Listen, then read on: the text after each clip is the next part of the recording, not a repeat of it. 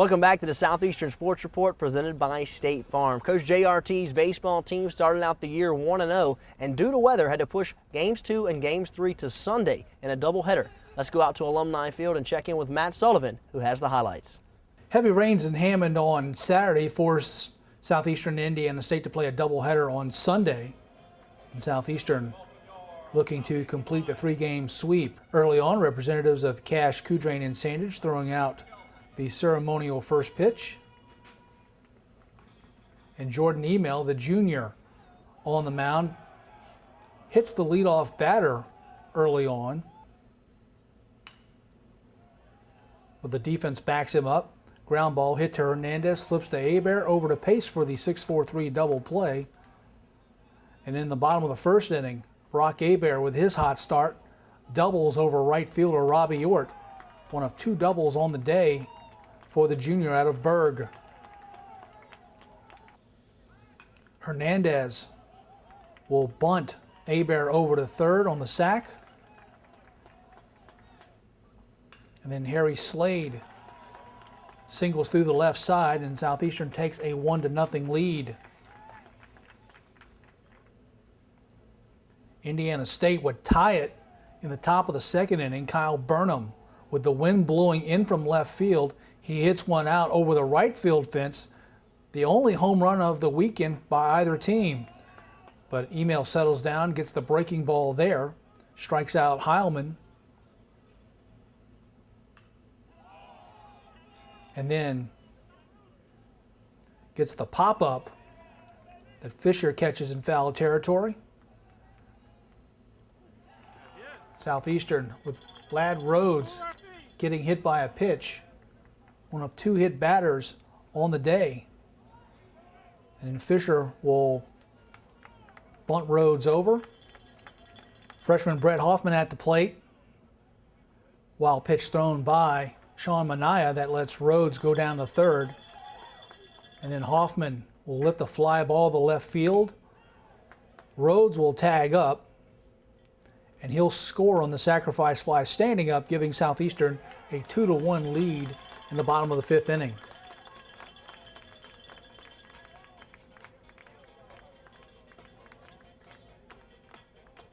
Caleb Manuel out of Mamou, Louisiana, making his Southeastern debut, coming in relief of Email, who goes 5 innings. Gets the strikeout, throw down a first in time. Manuel with his strikeout of the ball game. Hebert will line a double just inside the right field line. Hustle on in the second base. And he would later score on an unearned run as Hernandez is going to try to sacrifice. Pitch is thrown away by the pitcher for an error. With runners on the corners, Harry Slade will ground over towards second. Double play, not in time. Slade beats it out. Hebert scores unearned. Southeastern takes a 3-1 lead. Jason Greenleaf comes in, gets the strikeout. An inning and 2/3 for the sophomore out of Covington.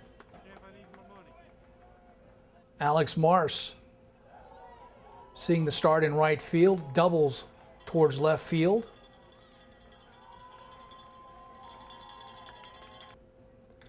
Hebert will bunt him over. Slade gets hit by a pitch, one of two hit batters on the day. A chopper hit towards the first baseman, giving Southeastern still up 3-1. Stephen Lopez comes in looking for his first save of the year. He will get Landon Curry to fly out to center field. Southeastern defeats Indiana State 3-1.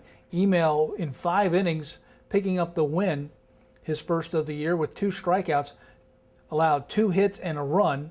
Caleb Manuel with an inning and a third. Jason Greenleaf with an inning and 2/3, and then Stephen Lopez coming in a 1-2-3 ninth inning to pick up the save. Hebert, who went 2-for-4 with a couple of doubles. Southeastern going for the 3-game sweep and breaking out the all-gold uniforms for the first time in 2012. Early on, newcomer Buck Bernard giving up a bases-loaded walk with 2 outs, giving Indiana State a 1-0 lead. And then an error by the Lions, that'll lead to 2 more runs. Indiana State would take a 3-0 lead after the top of the first inning. Southeastern will look to rally with nobody out. Ben Hernandez reaches on an error by the pitcher, putting runners at first and second. Jonathan Pace would walk. That would load the bases for Southeastern. And Cody Gogler would lift a fly ball to right field. That would score Hebert, cutting the lead to 3-1.